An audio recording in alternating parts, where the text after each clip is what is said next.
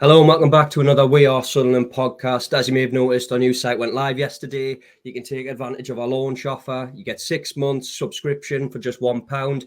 We're in partnership with the Sunderland Fan Museum, who do brilliant work in the community. And the place is packed with Sunderland memorabilia, and it's the place to be for a pre-match pint. So this morning, myself, Matty, Hewitt and Joe Ramage were joined by two special guests, Richard Easterbook of the Wise Men Say podcast and Graham Falk of the What the Falk podcast. How are you both doing? Great, thanks. Congratulations on your launch. Still got that new car smell around here, so it's it's pretty good to see another Sunderland content provider on the scene as well. So and you couldn't have picked a better week to launch. Yeah, I'll agree with that. You've definitely chosen your time, but congrats on it, and thanks for having me today. No problem. I mean, there's obviously only one place to start with what happened yesterday. The clubs came out, put a statement, acknowledged that, they've severely misjudged the feeling around the place. I mean, just from your two point of view, what did you make of it all? I'll let you go first, Richard. I think from my point of view, this is something that's started with the ticket allocation, and that's a line in the sand that should never have been crossed. I don't think any of the previous chairman in Sunderland's recent 25-year history would have accepted that. I remember an era where away fans were banned from coming in, and that's a starting point. Start with 7,000 and work down. It's just allowing Newcastle an advantage that they shouldn't be allowed to have.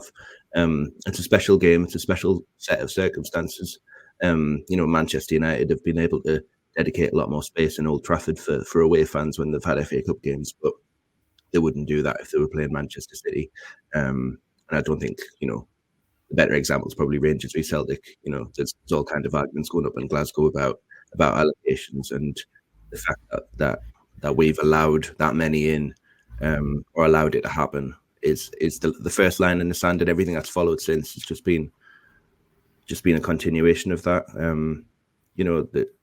I saw war flags on X last night saying that they've tried to get a Newcastle United surfer in the North Stand, but discussions didn't come to a satisfactory conclusion. Those discussions should have been really quick.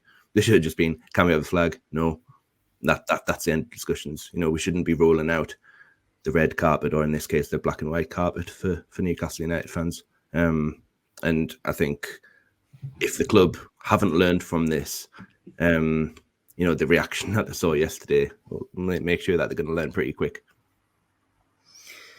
Yeah, I echo pretty much everything that Richard just said. But, I think people know I live up in Glasgow, and I've had Rangers fans, Celtic fans messaging me being like, can you imagine if this was in Glasgow? And I'm like, I couldn't imagine if this was in London, let alone Glasgow, between Spurs and Arsenal. Like, I kind of agree with what Richard said. I don't think it's the first thing that's happened in this situation. I think, the ticket allocation's poor. And my retort to that is, I know a lot of people have said you've got to give them a certain amount and an X, Y, and Z, but why didn't we give that amount to Borough or Leeds, or even just slightly more because of security concerns? Why is suddenly Newcastle less of a security risk? Trust me, it's much more of a one than Leeds and Middlesbrough. And I think everyone can understand why.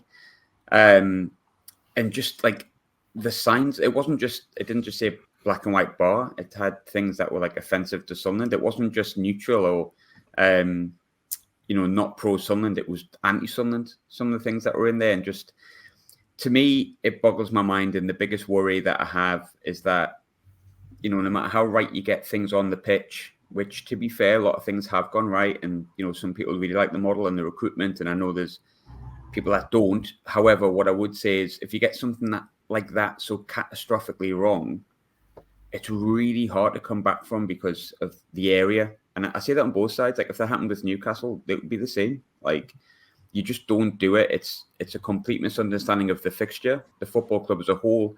And without going too deep into it, I don't really... The statement Kirill put out last night on Instagram, okay, it read quite well. But I don't for a minute believe, if I'm completely honest with you, and just my opinion, that was the first he knew about it, because there was rumours on a certain podcast, which Richard might have known that might have been happening 3 weeks ago. So if podcasts know about it, how does the man who actually owns the football club not know about it? So look, the players deserve the support. That's a big thing. The players weren't involved in this, and I think if you've seen Lyndon Gooch's Twitter feed yesterday, that was quite interesting. So I imagine the players are not too pleased about it, but we'll give them full support 100%. I love all the lads that play for Sunderland at the minute, and I think a lot of the fans do, and we'll give them their full support. But once this fixture is over, there needs to be some questions asked. Yeah, I think interestingly, I know, it's difficult to see positives in this, and I don't mean that in the sense of what has gone on. But one thing it's certainly done is cranked up that atmosphere and that sort of build up to the game once again and again. The atmosphere when it comes to Saturday afternoon is going to be just next level. It just seems to be, like you've said there, Richard, it's not the first thing that's happened, but it's just cranked it up another notch. So yeah, I'm personally just looking forward to the day itself. I think it's going to be a great occasion. I mean, I know myself and Joe have spoke about it. What have you made of Michael Beale's start? He came in sort of on a bit of uncertainty. He didn't have the best time at Rangers. What have you made of his start so far, Richard? I think take the Coventry. If we could be kind of decent to him and take the Coventry game out of it, it's been good. I mean, the Coventry game couldn't have gone any worse for Michael Beale. Not sure how much of that was his fault. Just a combination of things going wrong on the pitch and just not having the wherewithal to deal with it. Since then, he's settled in. I think he's settled in pretty well. The Preston game was just a really good performance, really kind of professional job done. I would have liked to have seen us dominate in the second half a little more. I think we let Preston come into the game a little more in the second half, but I think we managed the game really well in terms of the fixtures that we had before it and the fixtures that we have coming up. Of course, with the Newcastle game, 5 days out from Preston game, it was important that we were able to drop that intensity and kind of manage through that game because we're going to need all of our best players performing on Saturday afternoon. So in that respect, I was quite impressed with how Michael Beale managed the game out. I think in the media he speaks really well. I thought he spoke really well during the week about the derby. Obviously, he's got a little bit of experience of arguably the biggest derby. While it didn't go too well from up there, he's got that experience under his belt now, and he knows the right things to say to the media and obviously by extension to the fans. So that was positive. It certainly changed my initial perceptions. So yeah, we'll see how he gets on this weekend. Yeah, myself and Joe were obviously saying after one of the games when you actually sit there and you watch him from a bird's eye view, there's not a lot that he's got wrong tactics wise. We asked him after the game against Preston, was that a reason to drop off in anticipation for obviously Saturday coming up? And he said it wasn't a good performance.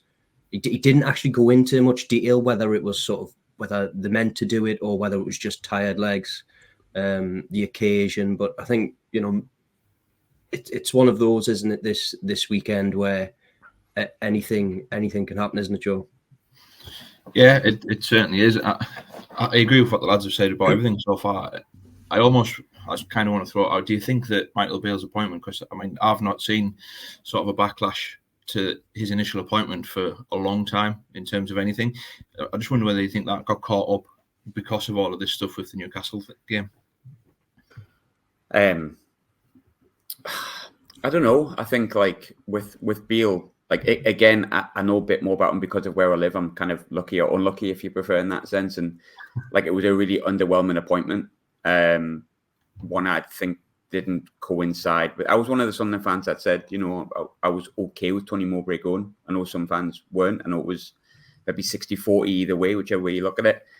And I thought, if we brought in a young European manager and not necessarily a Will Still, which I think was what everyone went to, even like a Kim Hellberg, I could understand the sense in it. It all made sense to me. And then Michael Beale came in and I was like, hang on, that's not an upgrade on Tony Mowbray if you look at what he's done. But I think, the proof's going to be in the pudding with Michael Beale. I'm not going to make too many judgments on him just yet. But I think at the minute, there's good signs. Like the one thing I think we all collectively agreed on with Tony Mowbray was that sometimes there wasn't a plan B and sometimes we didn't close out games. And I mean, I don't need to repeat what you've just said there, Matty, but like Preston was a perfect performance. We did what we needed to do. A striker scored. We didn't concede, and the defence did a job second half, and just kind of, I mean, did Preston really have a chance second half? Not really. And going back to the whole game, I thought, maybe we got bailed out by a bit of Jack Clark brilliance, but what's new?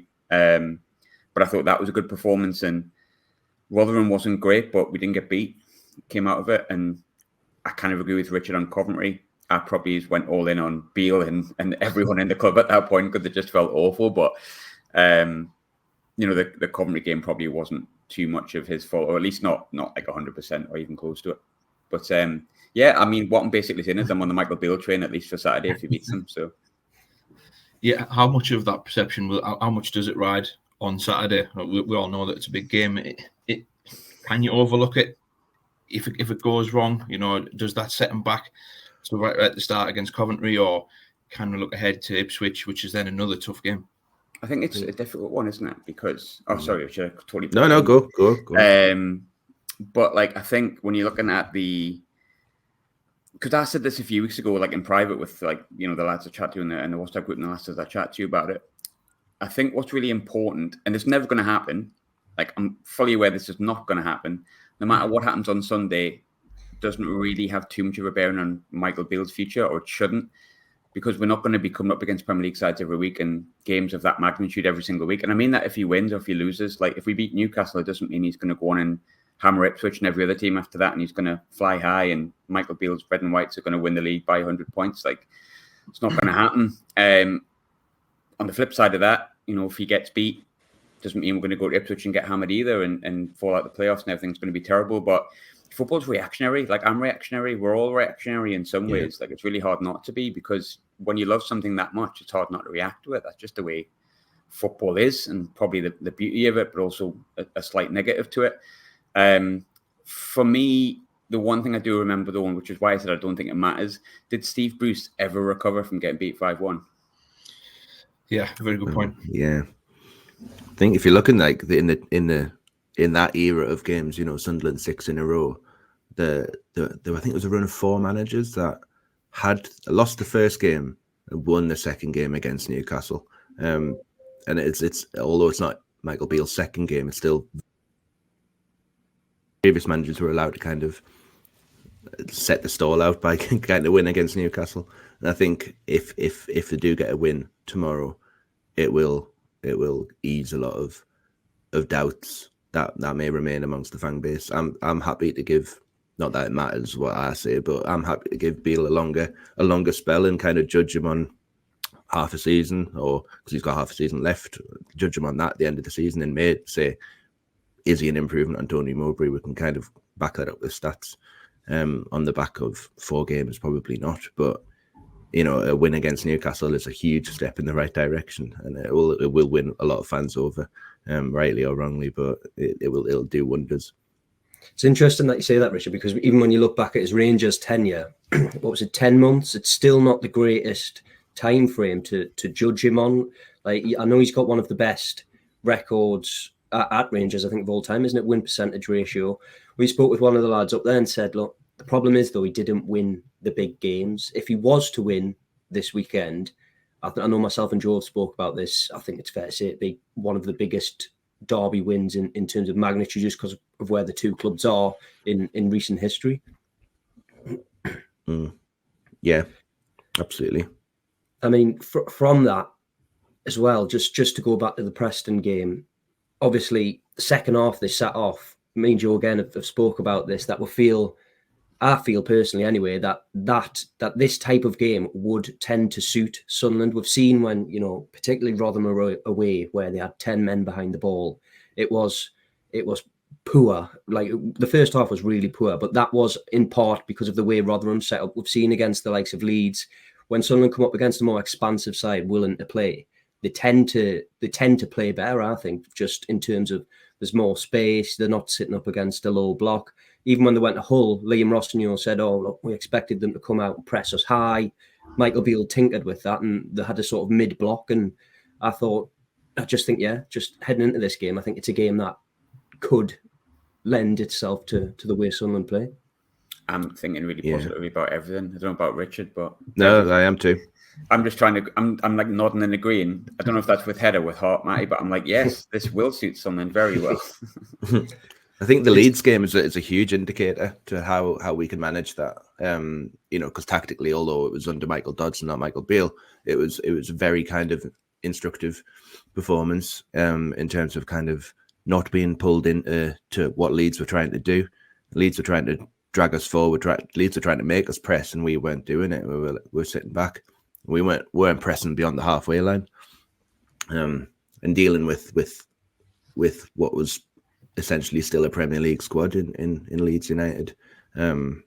Newcastle, although they've spent money, lots of it, it's still, there's still gaps there caused by the injuries and the loss of form over the last few weeks. I fancy our chances in some of the head-to-heads tomorrow. Definitely, I think there's, we're not. I don't think we're looking down the barrel of an easy win for Newcastle at all. I think we're going to make it as difficult as possible, and I think we've got abilities within the squad that can match or even better Newcastle on the day. Yeah, it's a case of just don't get hammered, don't make it a result like you said, like a Steve Bruce 5-1 type job, isn't it? Yeah. You mentioned some of the key battles there. I mean, it's worth going into some of them. You look across the pitch, that's obviously where it's going to be won and lost. But you look at like Trey Hume, if he's going to come up against an Anthony Gordon or someone like that. Luke O'Nien against Alexander Isaac. Where is this game going to be won and lost for someone? I'm going to say on the pitch to give you a really obvious answer. But there's a lot of battles. But what's interesting is I spoke to a few years ago now with Kevin Ball in the aftermath of the Defoe 1-0. And I think if I had a pound for every time someone talked about Trey Hume's like slide tackling a certain Newcastle player that might, Anthony Gordon, for example, I'd be pretty rich this week. But he spoke about, I think Jody Gomez put the first big tackle in that game. And I think we all remember Katz's tackle on Toyota at St James's after the 5-1. And that was kind of like, you're not going to bully us. But I discussed that, and Kevin Ball was saying that, look, when Jody Gomez flew in that tackle, you've seen everyone else kind of just go, because if Jody Gomez is doing it, they're all up for it today. And I think maybe a tackle from someone you don't expect. I think Dan Neal's going to get his foot in. I hope he puts it in, not in a red card way. I hope he doesn't get sent off. But I think for me, one big key battle is going to be in the middle, because one thing that would advantage us is if they had get a player sent off. And in the past sort of 5 weeks, whenever they've lost a game, like Bruno's been crying to everyone and fighting everyone afterwards. He's obviously very easily wound up. If I was a Sunderland player, I'd get straight into him immediately from the off, because if you can wind him up, take him off his game, because he's a great player. I hate saying that, but he's a good player. If you can put him off, use that to your advantage, and maybe even get him booked, and then just say, well, if you want to come and take me legs again, go for it. That'll get you second booking and get you away. And I think Joe Linton's very similar. They're both obviously very passionate players, and it's a passionate occasion. But I think for me, the key battle's the midfield, because I think Daniel's been our player of the year for one. I think Daniel could cut it in the Premier League, no problem. I really don't see any problem with that. I think he's fantastic. I think he's hugely underrated, and I can completely understand why big Premier League teams are looking at him. I think he's a fantastic player, deserves so much more praise. And Ekwa on his day is excellent. I think he might get a bit of baptism of fire, and I think I've been a bit up and down with Ekwa over the past few weeks, but very good against Hull, very good against Preston, so that's 2 out of 4. So let's hope it's 3 out of 5 this week. But I think Bruno and Joe Linton's sheer size, I think they were talking about on the Wiseman Say podcast, Richard, like Joe Linton's sheer size, it's something you don't have, is it? No. You saw when you saw him against Liverpool on Monday night. Well, obviously the result didn't go Newcastle's way, but he just looks like a warrior, and the sheer kind of like stature of him, you worry. But at the same time, Graham's right. Like they are, but it's Joe Linton and Bruno have got a reputation for being right on the edge of competitiveness, and I think there could be an opportunity there to hopefully wind them up a little bit. On the same token, I think like our side, you've 9 dragged in silly battles, down at Plymouth earlier in the season where he got into a scrap that wasn't even his fight. It's quite often Luke O'Nien that's at the middle of it when Sunderland do kick off. So I hope that there's been work this week to kind of temper everyone's emotions a little bit, because I know if they start reciprocating what's going on in the stands, there's a risk of the game not ending with 22 players on the pitch, which I don't think it will anyway. But I'd rather it ended with 10 players on the Newcastle side rather than 10 players on the Sunderland side. So it really needs to be managed well. In terms of the head-to-heads, really excited to see Jack Clark up against whether it's going to be Trippier if he's fit or Livramento if not. There's two world-class defenders there that Clark's gonna have to test himself against. At the same token, Dan Neil, I really want to see how he handles himself against Premier League opposition. He did it last season against Fulham, but this is kind of a different level. This is the next level up. I really want to kind of see if he's been spoken about as being a potential Premier League player. I want to kind of see him prove that tomorrow. And I think he can. Yeah, you mentioned that it's next level up, and I think even if you take out the context of what this game is, I said this to Matty the other day, it's the hardest game Sunderland have had for years since they were back in the Premier League, like irrelevant of everything that goes with it. We're talking about the Leeds game there as well. Can they set up that way? Can they sort of invite Newcastle on? Because Newcastle are going to come here and they're going to be on the front foot. They're not going to sit back like what might have happened in previous derbies where it's cagey. They're probably going to want to come and assert themselves. Can Sunderland afford to sit back like they did against Leeds and try and do it that way, or have they got to try and go toe-to-toe? It's really interesting to see how Michael Beale's going to work this. Yeah, we'll know from the first, I'd say first 10 minutes, maybe first 5. Yeah, like what kind of a game it's going to be. I was looking back at the Newcastle derby in 2005, the 2005-06 season, where they beat us 3-2 with an Emery free kick. I think Dean Whitehead got booked in the first minute. I think it was first 30 seconds he got booked. So in terms of laying down a marker, I think you might know from the first minute how this game's going to go in terms of how teams are going to set up. One thing's for certain, Newcastle aren't going to sit back and they kick off. So yeah, it's going to be blood and thunder, and it's going to be like nothing. Probably a generation of Sunderland fans have seen before. We thought this is the first game post pandemic, the first derby game at the Stadium of Light for what 7 years, is it? 8 years maybe. If you take out that the Football League trophy game, that doesn't really count. Yeah.